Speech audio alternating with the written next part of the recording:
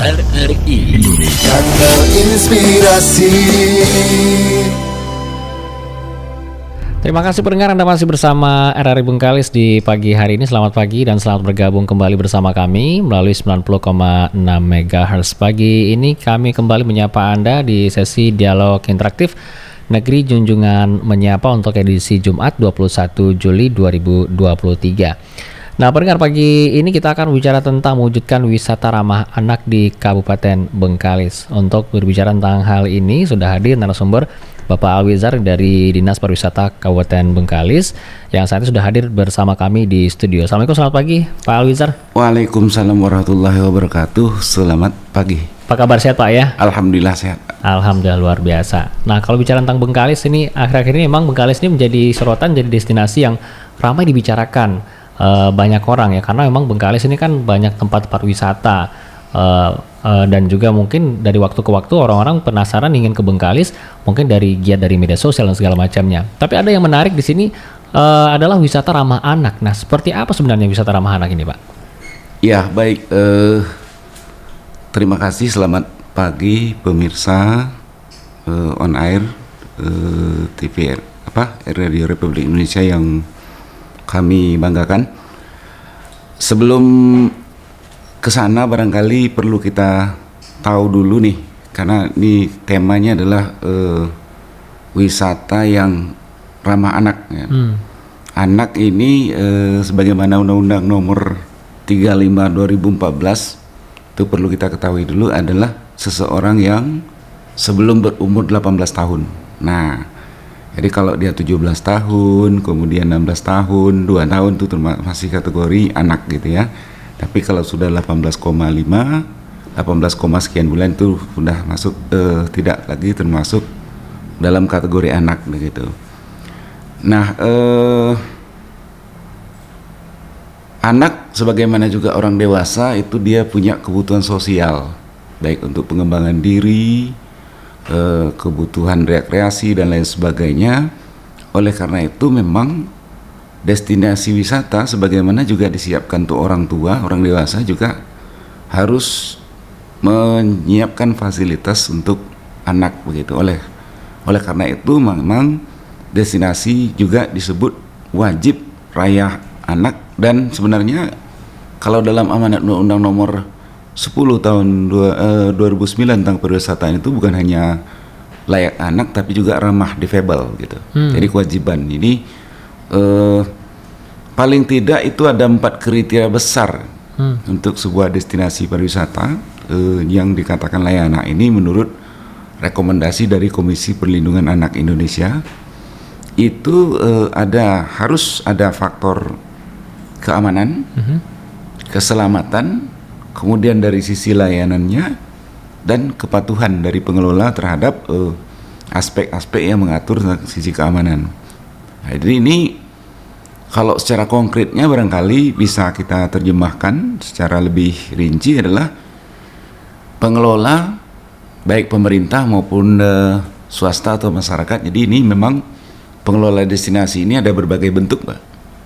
Untuk kita ketahui, ada yang dikelola oleh pemerintah, ada yang pihak swasta, ada yang dikelola oleh masyarakat. Nah, ini untuk pengelola ini harus mempertimbangkan rasio kapasitas dengan jumlah pengunjung.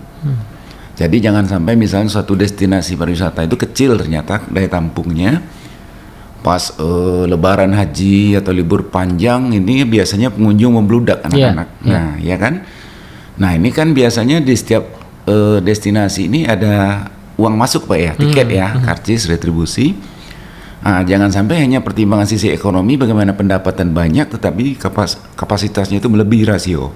Nah, ini sudah tidak lagi memenuhi rasa keselamatan, keamanan dan kepatuhan itu tadi gitu. Kemudian juga harus ada petugas keamanan yang mampu mengawasi pengunjung. Jadi pengunjung ini apalagi kalau dalam jumlah yang membludak itu jangan sampai dilepas bebas. Tidak ada petugas keamanan yang mengawasi. Ini petugas keamanannya baik di sekitar destinasi, apalagi kalau dia memang tergolong wisata tirta. Jadi wisata tirta ini adalah wisata air. Oke. Bisa dia danau, laut, sungai, atau bahkan kolam renang begitu ya, kayak waterpark dan lain sebagainya itu wajib punya tim lifeguard dan peralatan penyelamat. Nah, tanpa itu pengunjung tidak dibenarkan melakukan sentuhan terhadap air begitu, hanya bermain beraktivitas di seputaran destinasi saja tanpa bermain di air. Karena ini memang ketat sekali kalau wisata tirta ini. Kemudian fasilitas destinasi juga harus mudah diakses oleh anak. Jadi oleh karena itu di dalam pengembangan dan pembangunan destinasi pariwisata wajib hukumnya didahului dengan penyusunan studi kelayakan, kemudian master plan dan DED.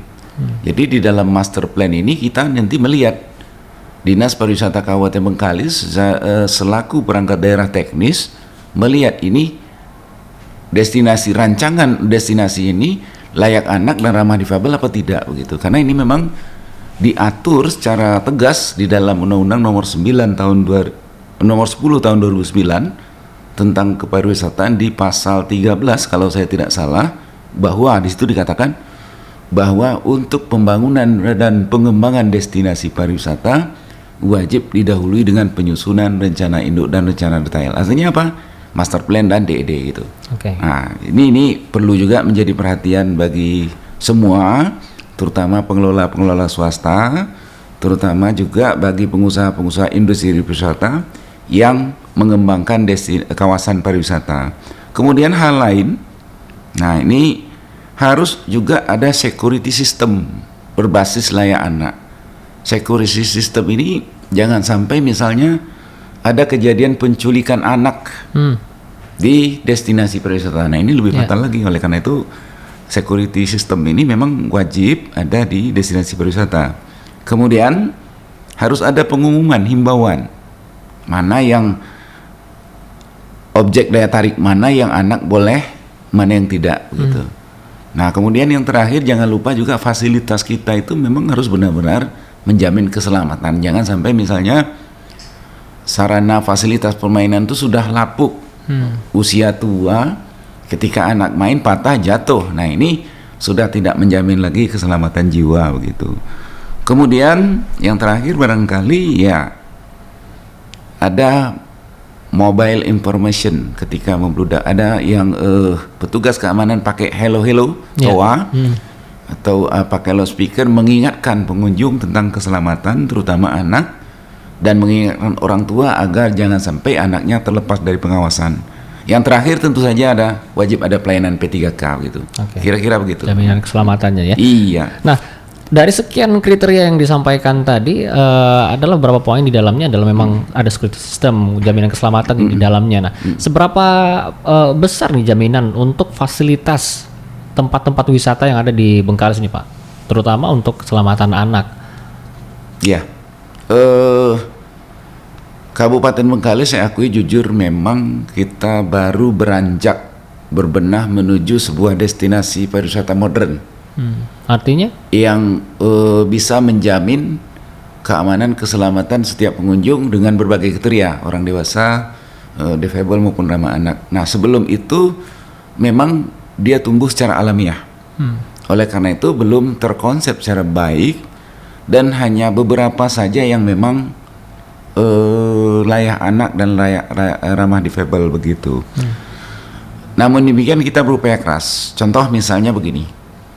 Salah satu kriteria destinasi pariwisata yang layak anak itu dan ramah difabel itu adalah tidak ada kendaraan umum yang boleh lintas bolak-balik. Ini persyaratan mutlak. Nah, jadi seperti Selat Baru misalnya kalau kita lihat, dia sangat ramai dikunjungi ketika hari libur. Tidak hanya hari libur, Sabtu sudah mulai ramai gitu. Di saat yang sama akses jalan menuju ke pelabuhan bandar Sri Setia Raja juga satu gitu.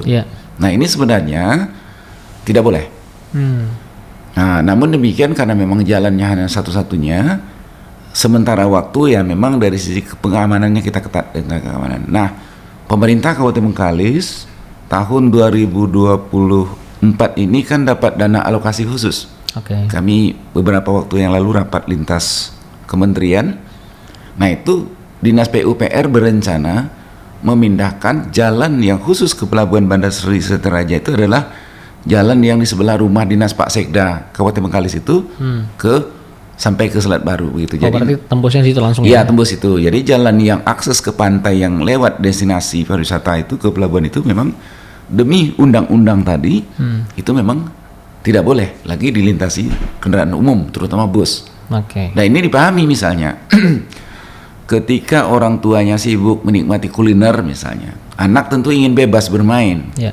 Nah di saat yang sama bus lewat misalnya gitu tuh, atau kendaraan umum lewat, atau ada lagi ABG misal pacu-pacu motor misalnya, ini membahayakan anak dan tidak ramah difabel gitu. Ya. Memang kita lihat memang Selat Baru itu aksesnya sangat terbatas sekali, Pak ya. Benar. Apalagi kalau sudah weekend Sabtu Minggu dengan jumlah kendaraan yang membludak. Iya. Dan ditambah lagi emang akses satu-satunya ke Bandar Seteraja itu, apalagi kalau sore nih. Benar. Pas pulang dari Malaysia begitu ya, orang ini sudah macet di sana. Benar. Apalagi jaminan keselamatan untuk anak-anak di sana artinya ini masih sangat minim gitu. Masih minim. Aku jujur minim.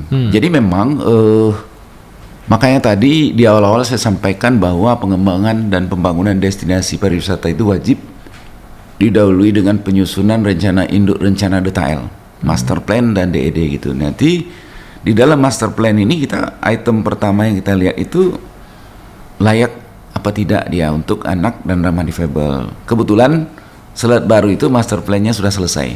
Oh, sudah selesai ya? Sudah. Oke. Dan alhamdulillah tahun ini kita mulai dengan membangun plaza kuliner sebesar 1,2 miliar. Dapatnya 12 kios dari total kebutuhan 40 kios gitu, kios kuliner. Oke. Nah sisanya itu dari dana DAK. Nah pengembangan itu nanti jika alhamdulillah kita di DAK 2024 ini tembus sebagaimana yang kita usulkan, itu setidaknya pada Desember 2024 Pantai Indah Selat Baru sudah 60-65% menuju konsep master plan sebuah destinasi pariwisata berstandar internasional begitu. Nah, sementara itu di daerah lain, di Rupat ya, di Tanjung Lapin yang milik pemerintah, itu kita tahap penyusunan studi kelayakan, kemudian master plan dan DED pada tahun ini. Itu melalui perjanjian kerjasama kan menindaklanjuti MOU Ibu Bupati Bengkalis dengan Politeknik Bengkalis, kami detailkan lagi begitu. Nah, destinasi-destinasi yang lain seperti Bukit Batu misalnya, kemudian pantai Rupat Utara yang sepanjang 17 km itu memang itu bukan milik pemerintah Kabupaten Bengkalis. Jadi dia ada yang milik desa, ada yang milik masyarakat begitu. Nah ini memang jika dia memang bukan milik pemerintah, lahannya itu sebagai aset pemerintah, fungsi kami pemerintah Kabupaten Bengkalis melalui Dinas Pariwisata, Kebudayaan dan Pemuda Olahraga selaku perangkat daerah teknis adalah sebagai fasilitator dan regulator saja. Oke. Nah, jadi fasilitator dalam arti kita melatih, misalnya pelatihan penyelamat pantai. Nah, di samping kita menghitung kebutuhan untuk Pantai Selat Baru, Tanjung Lapin yang milik pemerintah, kita akan hitung juga kebutuhan Bukit Batu, kebutuhan destinasi-destinasi lain yang bukan milik pemerintah, kita latih, gitu ya. Kemudian jika ada pelatihan-pelatihan pengelola kuliner, kemudian pelaku usaha industri lain yang mendukung mendukung wisata, itu kita akan undang, boleh di dalam undang-undang sebagai fasilitator. Yang kedua, fungsi sebagai regulator itu tadi kita akan bersurat dan membimbing bagaimana destinasi pariwisata yang milik swasta maupun milik masyarakat ini agar tetap tumbuh dan hidup sebagai sentra ekonomi, tetapi juga dia memenuhi persyaratan undang-undang sebagai sebuah destinasi pariwisata yang utamanya tadi adalah layak anak dan ramah difabel begitu. Baik. Kalau sedikit nih kembali ke fokus ke Selat Baru ini tadi Pak. Ini pengelolaannya nanti kan dengan konsep yang tentu saja berbeda nih kalau sudah master plan sudah jadi begitu ya. Yang saya tanyakan adalah nanti pengelolaannya apakah memang mutlak ini pemerintah atau memang ada pihak ketiga untuk pengelolaannya Pak? Iya. Memang ya sebelum menetapkan ke sana di dalam Undang-Undang Pariwisata itu, Undang-Undang Nomor 10 2009 itu memang ada yang disebut dengan lembaga pariwisata ya. Jadi pembangunan pariwisata itu ada 4 aspek: pengembangan destinasi pariwisata, pengembangan industri pariwisata, kemudian pemasaran pariwisata, dan pembangunan kelembagaan pariwisata. Nah, aspek keempat ini, kelembagaan pariwisata itu disebut bahwa pertama adalah badan usaha milik desa, kemudian ada Pokdarwis, kelompok sadar wisata, kemudian ada koperasi begitu. Itu jika memang dari sisi masyarakatnya, destinasi yang milik masyarakat. Nah, kalau milik pemerintah itu ada 2 cara. Bisa dikelola oleh pemerintah, bisa juga dengan ditunjuk pihak ketiga begitu. Bisa juga diserahkan kepada masyarakat. Nah, ini kami lagi menyiapkan kajian mana yang lebih efektif, mana yang lebih efisien untuk ditunjuk sebagai pengelola destinasi wisata Pantai Indah Selat Baru itu. Jika dikelola oleh pemerintah, mau tidak mau, UPT pengelolaan pariwisata Pantai Indah Selat Baru itu harus berbentuk badan layanan umum. Oh, baik. Ya, jadi bukan UPT biasa seperti saat ini, tapi dia harus menjadi badan layanan umum yang harus mampu membiayai dan mengelola dirinya sendiri begitu. Contoh kecilnya begini. Jika dia UPT biasa seperti hari ini, ada satu kerusakan fasilitas yang fatal. Contohnya misalnya tempat MCK-nya macet, penampungan airnya bocor. Jika dengan mekanisme hari ini, UPT hari ini, dia harus menunggu pengadaan barang jasa tahun berikutnya. Lelang tender dianggarkan dulu, disusunkan dulu dalam RKA, pengesahan oleh DPRD, setelah disahkan baru pembelian, pengadaan. Di sisi pelayanan publik tidak bisa begitu. Karena prosesnya lama sekali. Proses lama sekali. Nah, pengunjung nanti mau langsung mandi komplain di mana? Komplain begitu ya. Artinya kepuasan publik nanti terganggu gitu. Nah, tapi kalau dia dijadikan BLUT, Badan Layanan Umum Daerah, itu dia bebas menggunakan anggaran itu asal saja memang dia menyusun RAB dan disetujui oleh Badan Pengelolaan Keuangan dan Aset Daerah. Jika perubahan lagi dalam RAB sesuai kebutuhan di lapangan, dia mengajukan lagi perubahan. Nah, jadi lebih fleksibel begitu. Jadi pelayanan publik tidak terganggu, pengunjung alhamdulillah tidak komplain begitu. Artinya BLUT ini lebih efektif begitu, Pak? Sebenarnya kalau menurut hemat saya BLUT-nya lebih efektif. Jadi nanti Selat Baru UPT-nya dan juga Rupat Utara, kita punya UPT Pengelolaan Pariwisata Kecamatan Rupat Utara juga. Itu memang siogianya kalau memang ini ingin dikelola oleh pemerintah itu dijadikan BLUT, Badan Layanan Umum begitu. Oke. Baik, nanti kita masih akan sambung kembali. Ini bicara tentang wisata ramah anak dan juga ramah difabel begitu ya. Iya. Untuk berbagai wisata yang ada di Kabupaten Bengkalis. Tetap bersama kami di Pro 1 RRI Bengkalis. RRI Indonesia. Kanal Inspirasi.